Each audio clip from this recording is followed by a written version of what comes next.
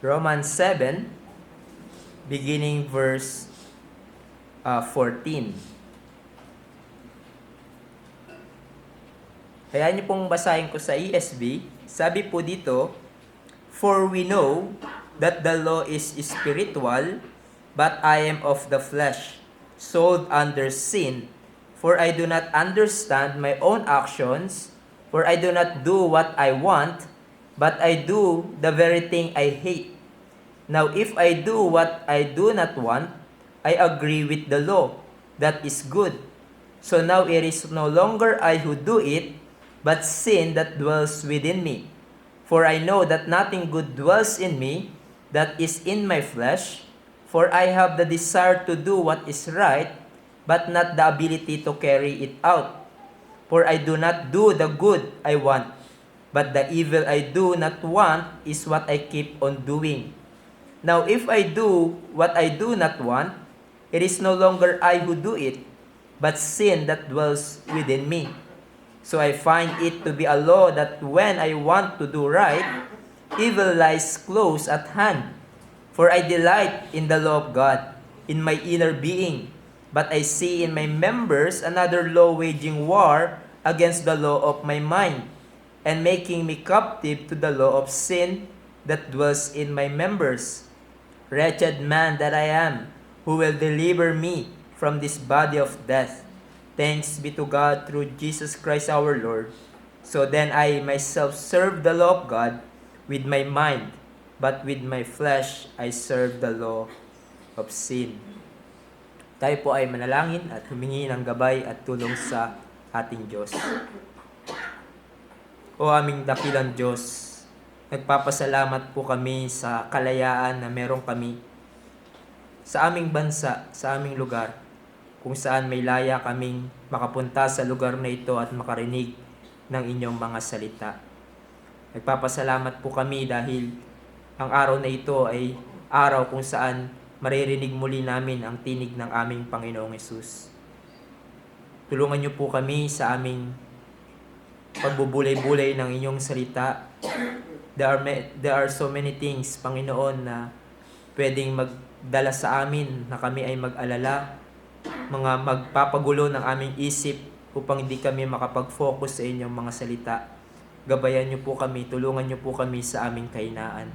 Ganun din po ang inyong lingkod na magdadala ng inyong salita sa kanyang pangangaral sa Romans 7 ay tulungan niyo po siya na maging klaro, na maging nauunawaan ang kanyang mga babanggitin at hindi magdadagdag ng confusion.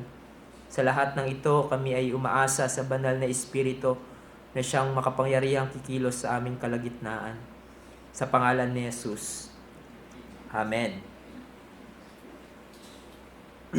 Ang isa sa masasabi nating pagkakaiba ng believer at unbeliever ay ang tunay na mananampalataya ay merong struggle pagdating sa kasalanan. So kung meron mang pagkakaiba, ang isa sa mga pagkakaiba ng believer at unbeliever ay ang tunay na believer ay merong struggle pagdating sa kasalanan. There's a conflict within the believer pagdating sa kasalanan.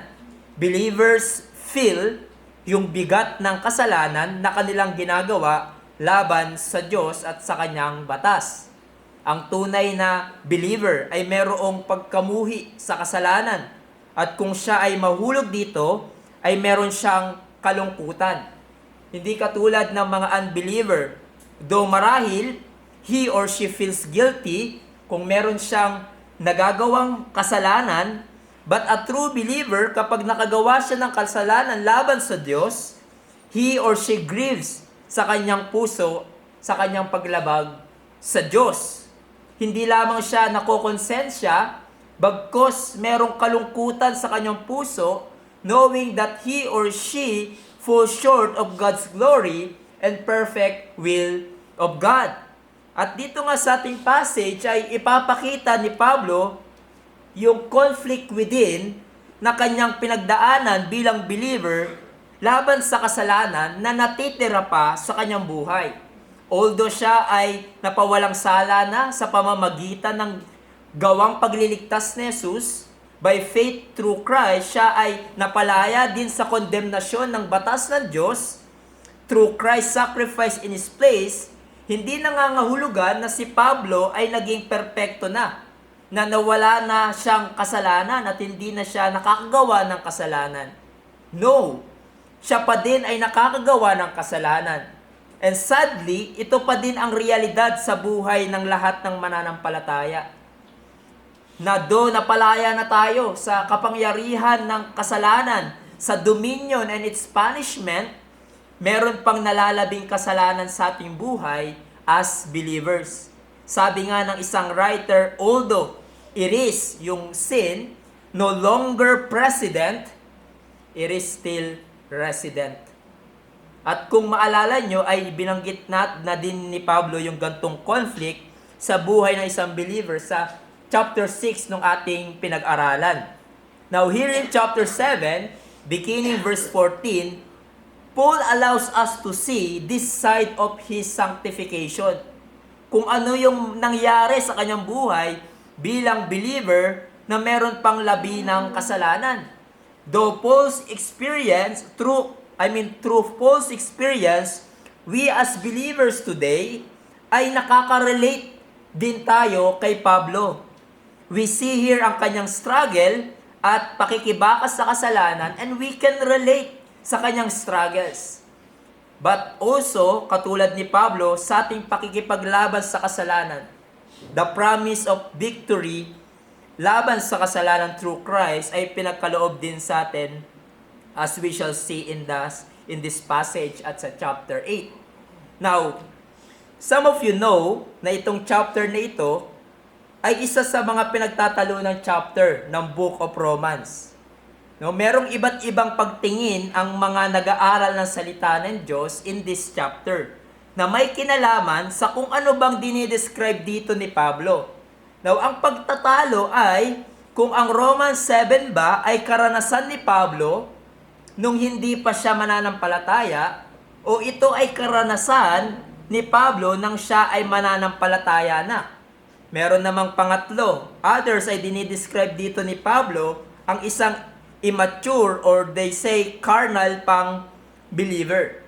But basically, yung dalawang nauna ang mas pinagtatalunan. Meron tayong mga kapatid sa Panginoon na pinangahawakan that Romans 7 describes unbeliever.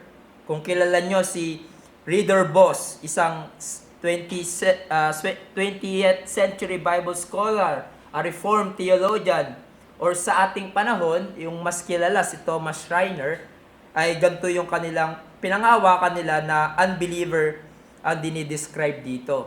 But hindi ko na tatalakayin yung mga argumento nila. For the sake of time, ipapakita ko sa inyo bilang introduction kung bakit I believe this is referring to a believer at hindi sa unbeliever. Meron lamang 5, na marami po, pero I chose 5. No, baka 2 hours tayo magtapos. Ayoko naman kayo magutom. So first of all, because of the repeated use of the word I is in the present tense verb. So simula ng verse 14 hanggang verse 25, sa paggamit niya ng salitang I, he is talking about himself and the part of his life now bilang believer. So, he is speaking of his life presently as a believer. For example, sinabi niya, I am of the flesh. Or, for I do not understand my own actions. I agree with the law.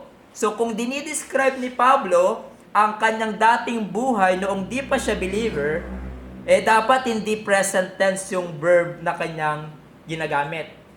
Now, I know others would argue with that statement, but secondly, Paul speaks about yung pangalawang pagtingin is Paul speaks about his disposition or attitude to the law, yung batas ng Diyos, that only true Christians would speak about or say. Look at the language. For example, in verse 22, sinabi niya, for I delight in the law, in my inner being. So, sa tingin Sa tingin niyo ba sasabihin niya ni Pablo nung hindi pa siya believer? Na sa kanyang inner being, na lulugod siya, nagagalak siya, may delight siya in the law of God. I don't think so. Ano yung description ng Bible pagdating sa unbeliever? They disobey God's law. They hate it. The unregenerate mind is enmity against God, for it is not subject to the law of God, nor indeed can it be. Romans 8:7. Thirdly, or as one argues, sabi niya, nowhere in any portion of the scriptures do we see Paul lamenting his sinfulness as an unconverted Pharisees. So wala daw tayong sinasabi niya na wala tayong makikita sa Bible na si Pablo may pagkalungkot siya sa pagiging makasalanan nung siya ay unbelieving Pharisee pa. In fact, ang makikita natin, nagbo-boast pa si Pablo sa kanyang mga achievements. 'Di ba? Thinking na ito ang daan papasok sa kaharian. Pero dito makikita natin si Pablo merong kalungkutan sa kanyang puso, sa kanyang failures to obey the law of God. Pang-apat, unbelievers, yung hindi mananampalataya, don't desire to obey God's law and do not grieve when they fail to keep it and sin against God. Yung mga hindi mananampalataya, hindi nila dinedesire to obey God's law sa kanilang inner being at hindi sila nalulungkot kung meron silang pag-failure sa pag-keep ng batas ng Diyos at paggawa ng kasalanan laban sa Diyos. Hindi katulad ng makikita natin dito sa pananalita ni Pablo na meron siyang desire to obey God's law at kung ito ay hindi niya nasusunod, merong grief sa kanyang puso. Hindi natin yan makikita sa isang unbeliever. Fifth, unbelievers don't cry out for deliverance from sin and thank God through Christ for deliverances that they receive over sin. Paul said in verse 24, "Wretched man that I am, who will deliver me from this body of death? Thanks be to God through Jesus Christ our Lord." That sounds a believer to me. At hindi unbeliever.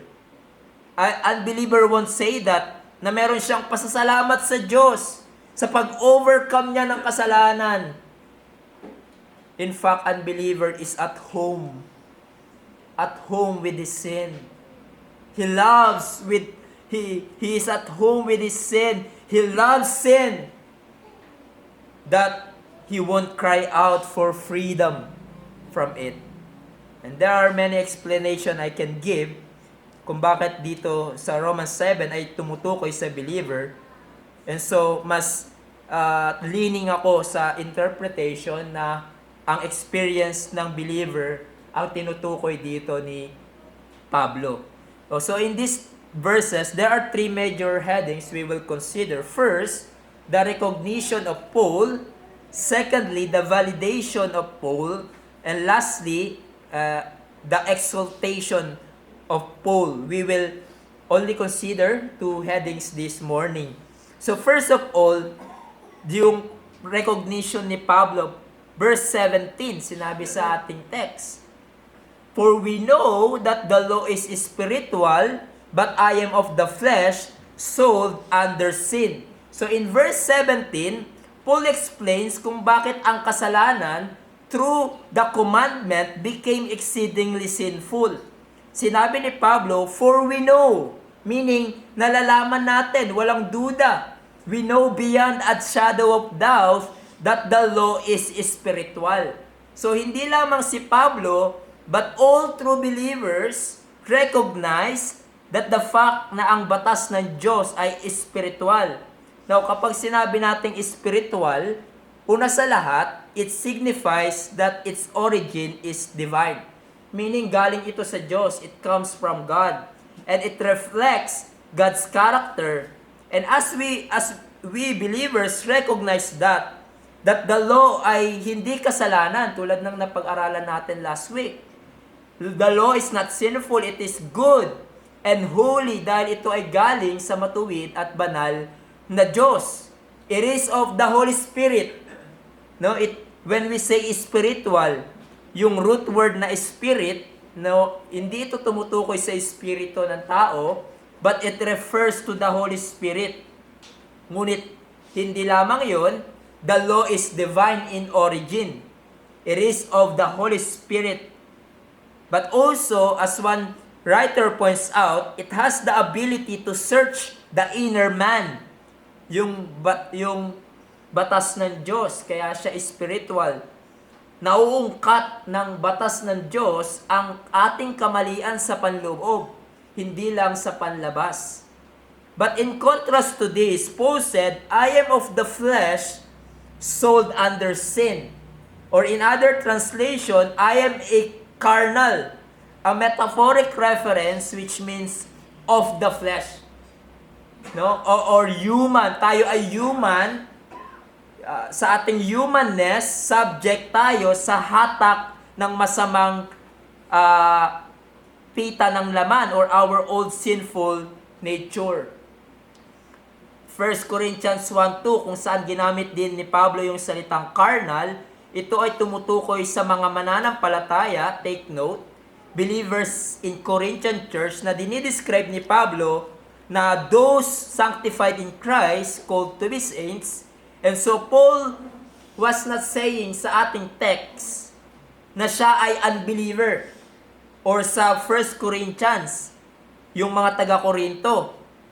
No, he is acknowledging being human, subject to gravitational pull of his old sinful nature, as one writer notes.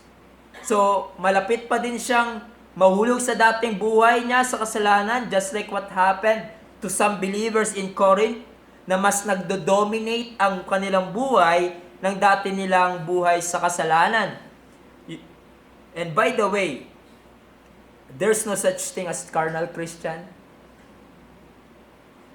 No, sinasabi nila na there's no such thing as carnal Christian. Ang ibig sabihin ng iba ay pwede kang maging Christian, but at the same time, ang buhay mo ay nagpapatuloy sa kasalanan at kamunduhan.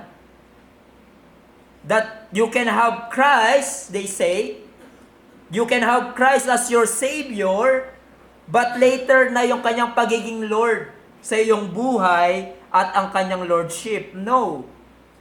Now, itong doctrine of carnal Christian, sabi nila, ang solusyon ng iba para dun sa mga taong nagdesisyon na sumunod kay Jesus, tumugon sa altar call at inaccept si Christ sa kanilang puso, ngunit kinabukasan o paglipas ng ilang araw, bumalik muli sa buhay nila sa kasalanan.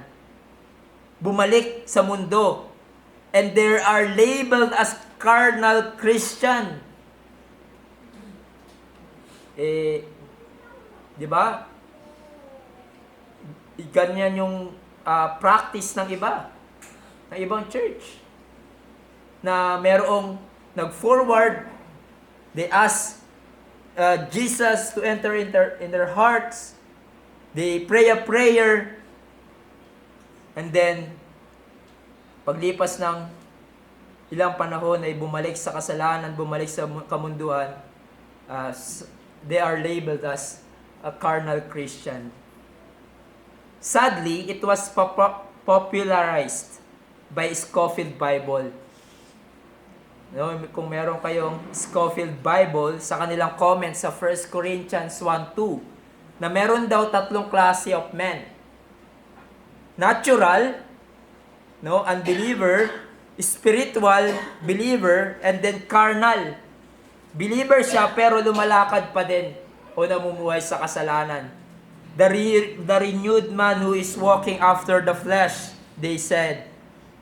But that kind of interpretation and teaching is foreign to the teaching of the whole Scripture. ang tinuturo ng Bible ay there are only two classes of people in this world. It's either you are believer or unbeliever. It's either you are lost or saved. It's either you are in Adam or you are in Christ. There's no in between. Moreover, further explains, sabi niya, he is sold under sin. Now dito, mas umaatake yung mga nasa side ng interpretation na unbeliever ang sumulat nito. No? Paano masasabi ni Paul yan? Na kung believer siya, tapos sasabihin niya, he is sold under sin. Now, interesting to note na yung salitang sold in the original language ay nasa tinatawag na perfect tense. What does it mean? A completed action in the past whose results are continuing or ensuing in the present. And so, in other words, yung hina-highlight dito ay yung pagpapatuloy ni Pablo na struggle laban sa kasalanan or sa labi ng kasalanan. But also, it is in the passive voice na ang hina-highlight ay naman dito ay hindi si Pablo with his new nature bilang believer actively seeking sin. Kasi nga passive, but active. Hindi sinasabi dito na sa kanyang pagiging bagong ninalang, si Pablo ay actively seeking sin. Hindi siya nagpapatuloy sa kasalanan. But, it does not mean na hindi siya nagkakasala. Magkaiba yun. Diba? Magkaiba na you continually live in sin, actively seeking sin, and falling into sin. Ang realidad ng isang tunay na believer, though he is a new creation, the old has passed away, and the new has come, nag-struggle pa din ang tunay na believer with sin. And sometimes, dahil hindi siya nagiging maingat, nahuhulog pa din siya sa kasalanan.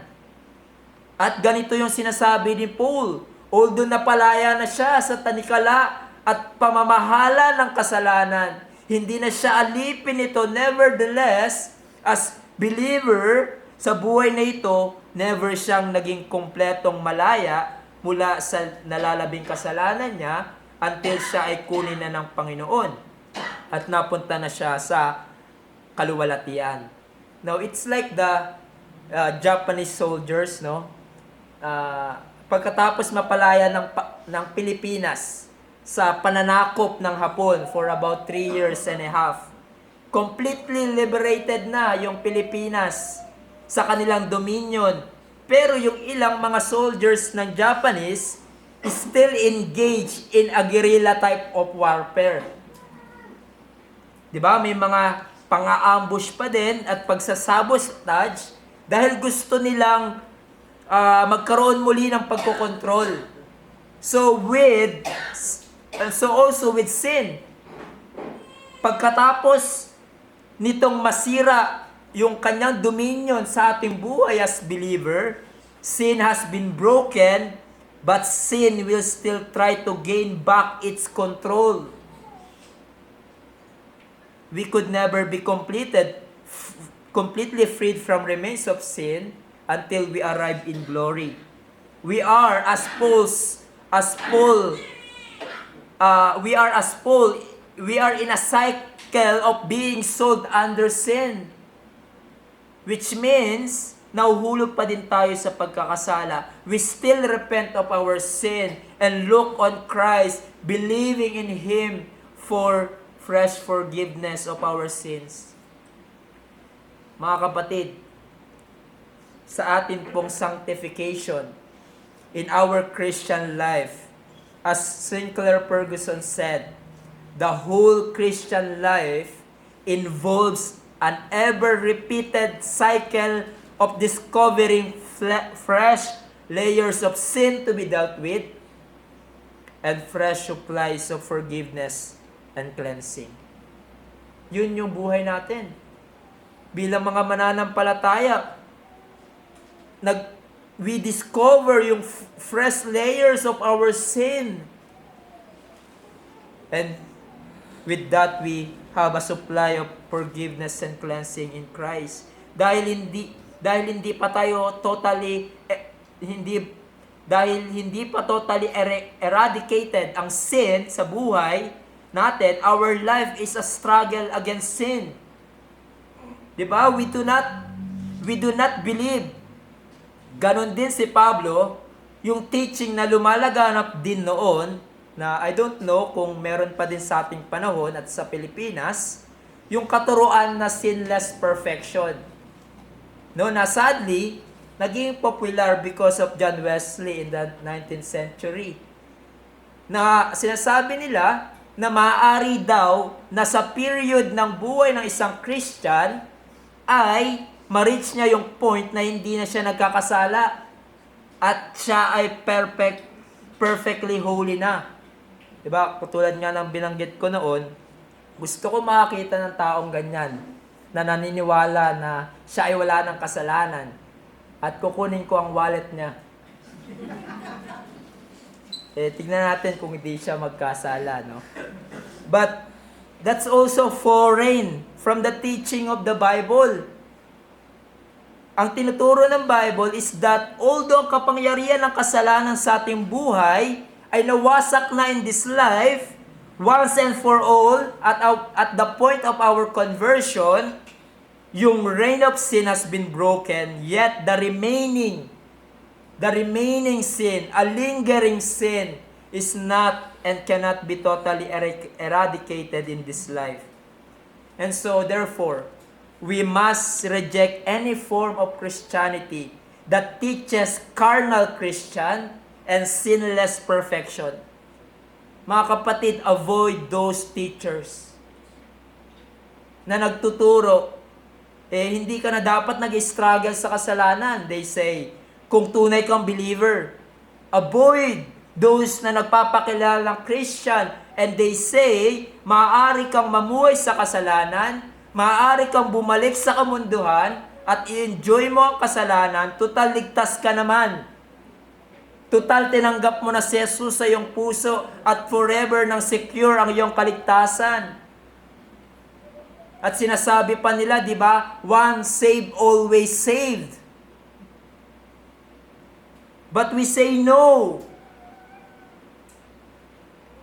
That's an inaccurate statement. That's not what the Bible teaches. That's a false teaching and a false gospel. Once saved, no longer living in sin. Once saved, once you are saved, there's a striving for holiness.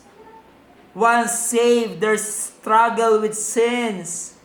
Once saved, there's obedience to God and His will. There's love for the brethren. There's love for the Word of God. There's hatred of sin, and the life of a true believer is one of repentance. Nagpapatuloy yung pagsisisi natin sa kasalanan because although gusto natin lumakad sa kabanalan, we desire to live a holy and a righteous life, we often fall short. And we come to Christ, di ba? Umiiyak tayo to the one who can cleanse us from our sins when we confess and repent of our sins. Yan ang katibayan ng tunay na mananampalataya. Yan ang katibayan ng tunay na mananampalataya. Hindi yung katulad ng sinasabi ng iba na kung tatanungin mo sila, paano ka naligtas? At ang sagot nila ay, dahil minsan sa buhay ko, I forward sa altar call, pray the prayer and ask Jesus to enter in my heart. At kung magduda ako sa aking kaligtasan, ang sabi sa akin, balikan ko lang yung date kung kailan ko tinanggap si Jesus. No. My brethren and friends, nais mong masuri kung tunay ang iyong pananampalataya? Let me ask you a question. Is there desire to obey Christ? Do you love the Word of God? Do you love the church? The believers? Dahil sinabi ni John in 1 John 3:14, we know that we have passed out death into life because we love the brothers. Whoever does not love abides in death. Meron ka bang pagkamuhi at galit sa kasalanan kapag nagagawa mo ang kasalanan? Meron bang kirot sa iyong puso because you know sin displeases your God? At according sa ating text like Paul, meron ka bang struggle sa kasalanan? Dahil kung wala, it shows na hindi tunay ang iyong pananampalataya. Isang biyaya kung meron kang struggle sa kasalanan. You know why? Because unbelievers don't.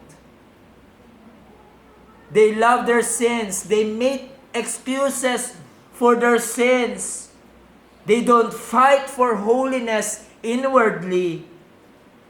And one of the difference, tulad ng sinabi ko sa inyo, between unbelievers and believers is that true believer fight sin. And you will know ang tunay na believer sa pamamagitan ng kanyang buhay, hindi lang sa kanyang sinasabi at pinoprofess.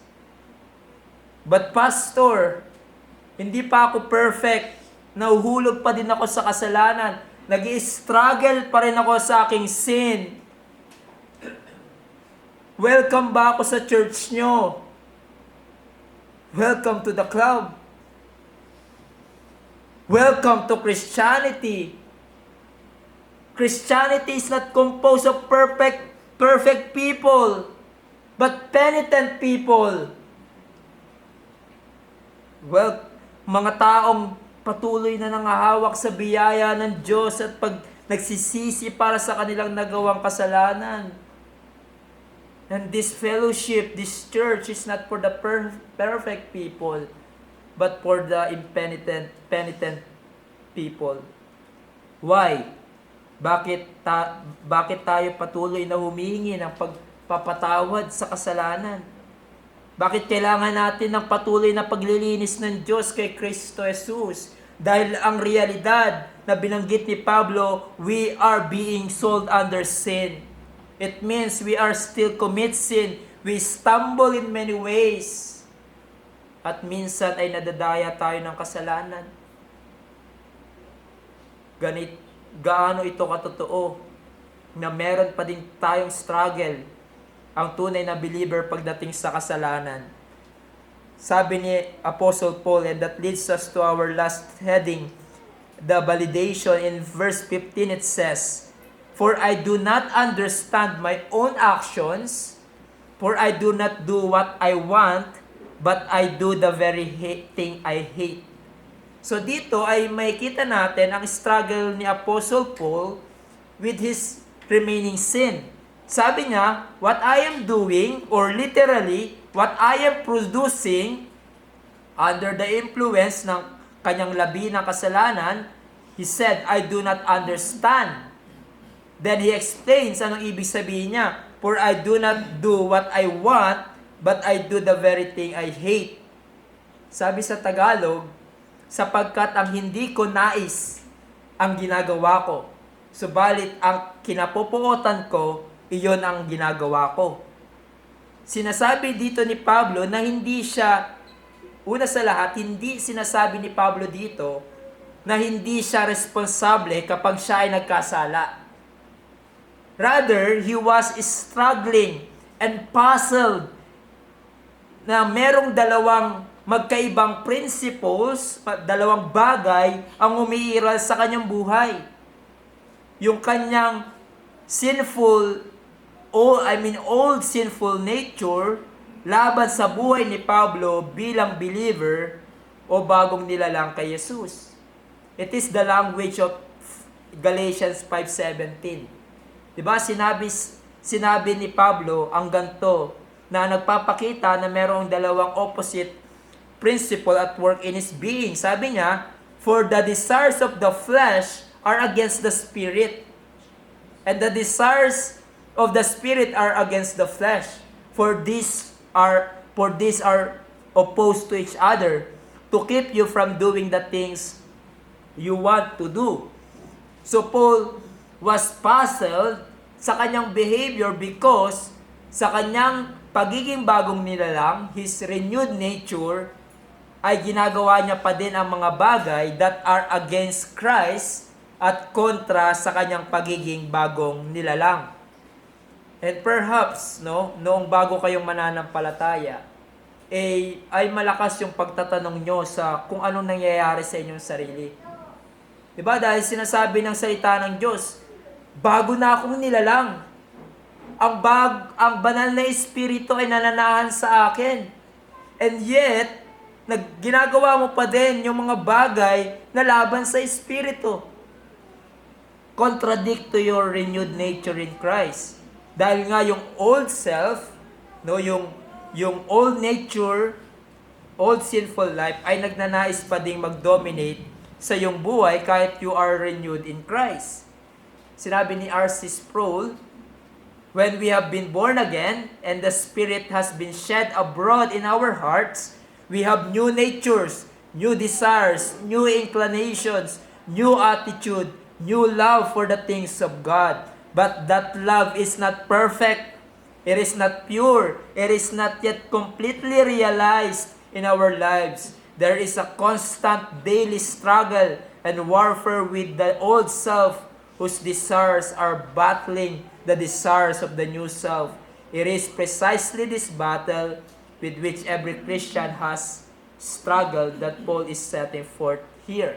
So you see, merong kumbaga paglalaban nangyayari sa buhay ng isang believer. Yung kanyang old self and its desires ay kontra sa new self in Christ and the desires of the Holy Spirit. So nagnanais yung ating old sinful self na mag-dominate muli sa ating buhay. That's why merong struggle. Then Paul goes on to say, so please bear with me, now if I do what I do not want, I agree with the Lord, and that is good. So it is no longer I who do it, but sin that dwells within me. So again, hindi sinasabi dito ni Pablo na hindi siya responsible sa kanyang kasalanan. Sinasabi ni Pablo bilang believer na kung ginagawa niya ang kasalanan na ayaw niya naman talagang gawin, nag-a-agree siya with the law.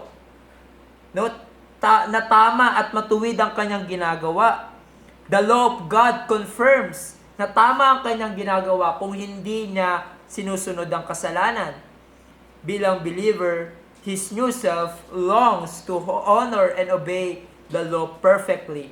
But sinabi ni Pablo in verse 17, but now, it is no longer I who do it, but sin that dwells within me.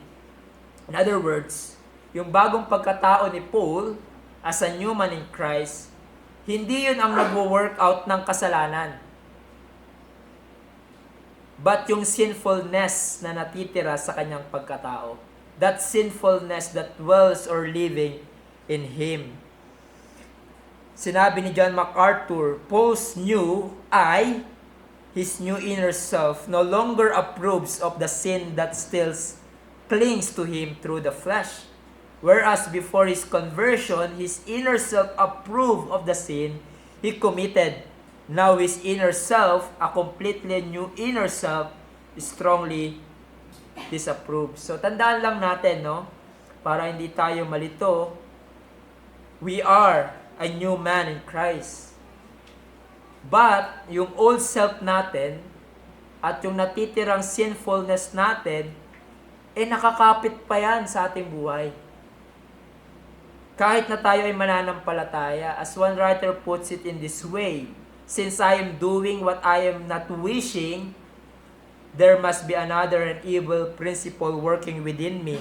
For it is not my real self that is working out this evil, but sin which dwelleth in me, unwelcome, hateful presence. Moreover, Paul expands yung kanyang ibig sabihin na sinabi niya kasi, sin that dwells within me. In verse 18, sinabi niya, for I know that nothing good dwells in me, that is in my flesh, for I have the desire to do what is right, but not the ability to carry it out. So, sa personal na karanasan ni Pablo, in his old humanness, yung dating niyang pagkatao sa kasalanan, na hindi pa totally naaalis sa buhay nito, andyan pa din ang presensya at labi ng kasalanan. Paul said, nothing good dwells within him. At ang kanyang karanasan, gusto niyang gawin ang tama. Diba? Ang kalooban ng Diyos. But wala siyang abilidad sa kanyang sarili to carry it out. And in verse 19 to 20, inulit niya ang ilang pagpapaliwanag in verses 15 to 16. It says, for I do not do the good I want, but the evil I do not want is what I keep on doing. Now, if I do what I do not want, it is no longer I who do it, but sin that dwells within me. Okay? So, in these verses, Paul identifies the culprit, ang enemy, kung bakit ginagawa niya ang mga bagay na hindi naman niya nais. And that is ang labi ng kanyang kasalanan. The remaining, indwelling, lingering sin in his life. And again, paulit-ulit kong sasabihin, hindi ini-excuse ni Pablo ang kanyang sarili sa kanyang pagkakasala. Hindi sinasabi ni Pablo dito, or inaamin niya, hindi sinasabi dito ni Pablo, nagkasala ako, sisihin nyo yung nalalabi kong kasalanan. Hindi ako ang gumagawa niyan, but indwelling sin, that part of me that remains opposed to the Lord. Merong mga ganyang excuses 'Di ba? May mga ganyang pagbe-blame. Hindi ako gumawa niyan. Yung dati kong pagkatao. So, inaamin dito ni Pablo, meron akong struggle sa kasalanan. The desires of the flesh is contrary to the desires of the Holy Spirit na nasa akin, na nasa aking buhay bilang bagong nilalang. At may pagkakataon na nadadala tayo, nahuhulog tayo, and we allow sin to take control again sa ating buhay. Sabi nga ng isang commentary, he is not excusing himself when he sins, but he is saying that when he does, this is not an accurate reflection of who he really is in Christ. It is not the real Paul as a redeemed man, for although he is purchased and paid for by Christ, his restoration process had not yet been fully completed. Kaya nga minsan nang sinabi ni Pablo, di ba? Put to death the deeds of the flesh. Dahil kung magpadaig ka sa labi ng iyong kasalanan, that is against to who you really are. Namely, you are a new creation in Christ. You are born again. Kung believer ka, ang buhay mo ay hindi na para sa kasalanan. Kaya nga merong struggle sa sin ng believer. Why? Dahil hindi na siya para doon. Hindi na tayo para sa kasalanan. Yun ang dati nating kalagayan. You are not what you used to be.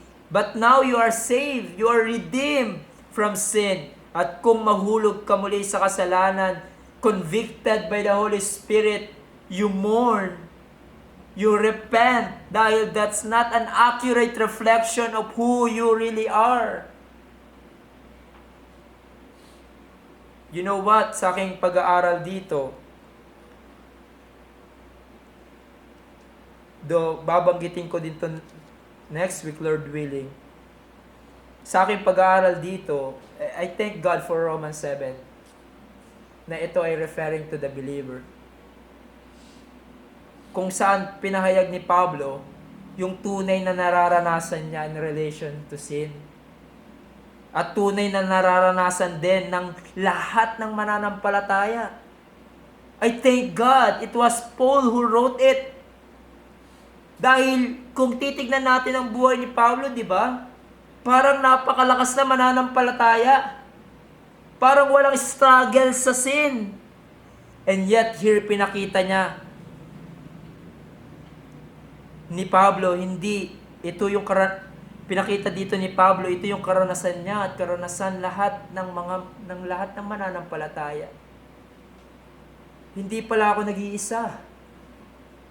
Even the great apostle Paul struggled with sin, bothered when he sinned. Iyan kasi ang daya ng mundo, di ba? Huwag kang mabother sa maliit na kasalanan. Parang hindi ka lang nakapagsamba sa araw ng Panginoon ng Sunday, hindi ka lang naka-attend ng church, bother na bother ka na. Parang galit lang sa iyong asawa. Bother ka na.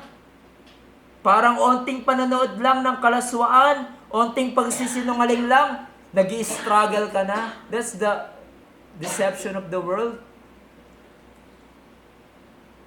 Yan ang daya ng dyablo, ng sanlibutan. Sabi nga ng isang author, no, pagdating sa worldliness, worldliness is whatever makes sin look normal and righteousness look strange. But a true believer, tulad ng pinahayag dito ni Pablo, struggles even with the slightest sin. He struggles and fight against things that are contrary to God's will. But ang magandang balita, as we shall see, there's hope for struggling believer. Laban sa labi ng kasalanan. There's hope. There's our confidence in our battle against sin, the remains of sin sa ating buhay. And so here we see ang karanasan ni Pablo bilang isang tunay na believer. Ang kanyang struggle with the remains of sin. Therefore, mga kapatid, since ito ang realidad sa ating buhay, na meron pa tayong labi ng kasalanan, we have this struggle against lingering sin. Mga kapatid, katulad ng sa mga nakaraang pag-aaral natin, as Paul said, we have the duty to mortify the deeds of the flesh. Are you a believer? Ikaw ba ay Kristiyano? You have the duty to mortify the deeds of the flesh. Don't allow yourself again to be sold under sin. Do not submit again to the slavery of sin.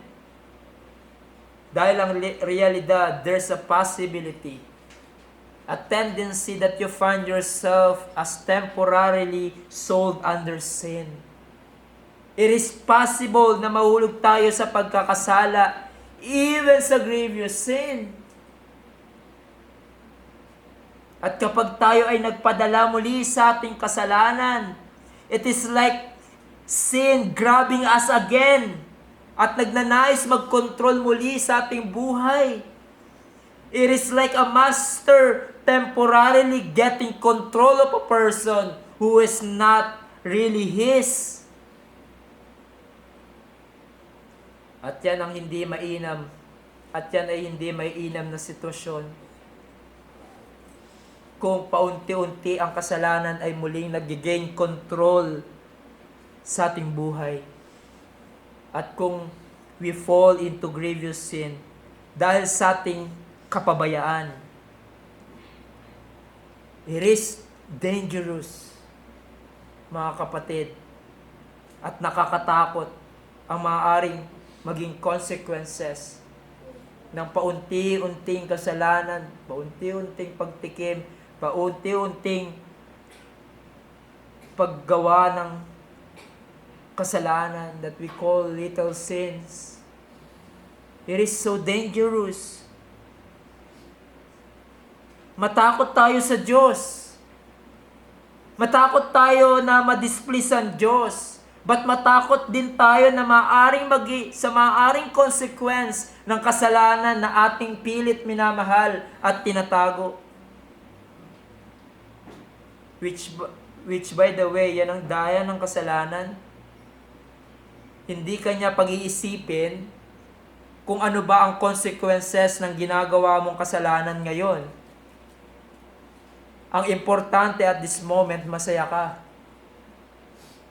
Satisfied ka. Mga kapatid, isipin natin. Ang iglesia, ang mahal mo sa buhay, ang iyong mga kapatid sa Panginoon, ang iyong anak, ang pangalan ni Jesus na mayuyurakan. Kung once ma-expose ang iyong kasalanan, na iyong minamahal at pilit tinatago, once na mag-dominate muli ang sin in your life that will lead to grievous sin and make it known and make it known publicly.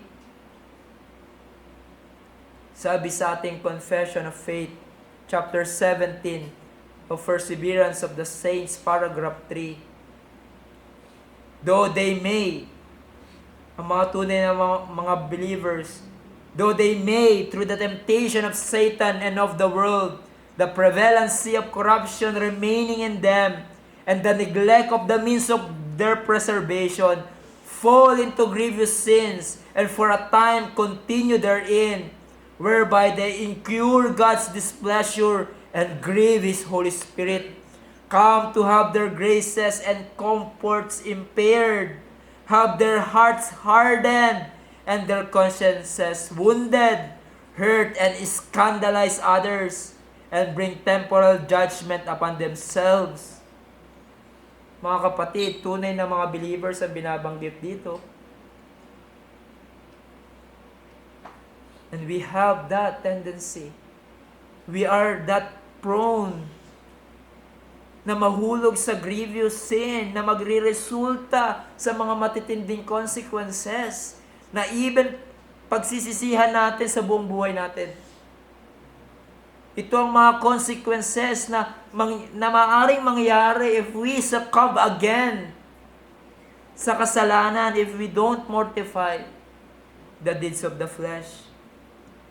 Sa tulong ng banal na Espiritu and the means of grace, like the Word of God, prayer, fellowship of the saints, put to death the deeds of the flesh.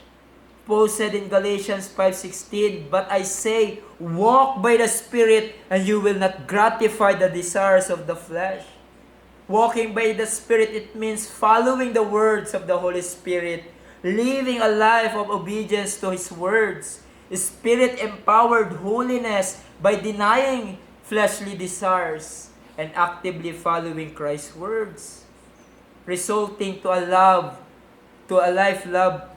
of love, joy, peace, kindness, goodness, faithfulness, gentleness, self-control, growing in them sa fruit of the Holy Spirit. But lastly, para sa atin mga kapatid, let us thank God. Let us thank God that though sin remains, it is no longer reigning. No longer reigns. No longer reigning in our life. Thank God that though sin remains, it is no longer reigning in your life. Para sa isang tunay na believer, though nag-struggle pa tayo sa ating labi ng kasalanan, na trying to take control again sa ating buhay until we arrive in glory.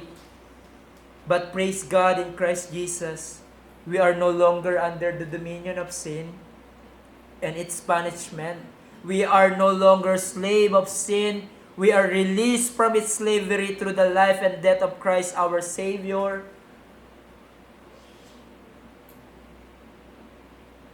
Oh, my sin, the bliss of this glorious thought. My sin, not in part but the whole, is nailed to His cross. and I bear it no more. Praise the Lord, O my soul. Mga kapatid, we are dead. We are dead to sin, and so consider yourself dead to sin and alive to God. Praise God. Sin is no longer your master. My master. You can now say no to sin and fight it. But our master now, your master now, kung ikaw ay isang mananampalataya, is not a harsh master like sin. It is Christ, who is gentle and gracious and loving Savior. He is now your master if you are a believer. So you must, as Paul said, consider yourselves dead to sin and alive to God in Christ Jesus. Let not sin therefore reign in your mortal body. Sabi ni Paul, to make you obey its passions. Are you thankful na ikaw ay isang mananampalataya ngayon? Are you thankful that you are a Christian? Nagpapasalamat ka ba sa Diyos na niligtas ka niya? You must. You must, brethren. Because that means your greatest problem, which is sin, is solved by Christ. It means, kung ikaw ay believer, those whom God justified will also sanctify and will one day be glorified. It means you are forever safe because of your sins have been paid, because your sins have been paid in full through Christ. And you will no longer receive condemnation because of your sins. Purihin mo ang Diyos. Purihin mo ang Diyos Ama. Purihin mo ang Diyos Anak na namatay para ikaw ay matubos sa iyong kasalanan. Purihin mo ang Diyos at banal na Espiritu na siyang naglapat ng kaligtasan na in-accomplish ni Christ. And for you, my friends, while ang mga believer ay may labi pa ng kasalanan, kung ikaw ay ngunit ikaw na hindi pa nagtitiwala kay Jesus, ang kasalanan ay naghahari sa iyong buhay. Sin continuously reigns in your life. At wala kang magagawa sa iyong sarili upang makawala sa tanikala ng kasalanan. At sa kapurasuhan nito, ang tangi mong pag-asa ay walang iba kundi si Jesus. Siya lamang ang makakapagpalaya sa iyong pagiging alipin sa kasalanan. Siya lamang ang makapaglilinis ng lahat ng iyong karumihan. Christ is mighty to save. Christ is mighty to save. Gaano man kadilim at kalalim ang iyong kasalanan, kaya itong patawarin at lilinisin ng Diyos kay Kristo Jesus. Kaya't mulit tinatawagan ka nagsalita ng Diyos. Iwan mo ang iyong master na kasalanan. Magsisi ka sa iyong kasalanan sa harap ng Diyos at lumapit, magtiwala kay Jesus para sa iyong kasalanan. Tayo po'y manalangin.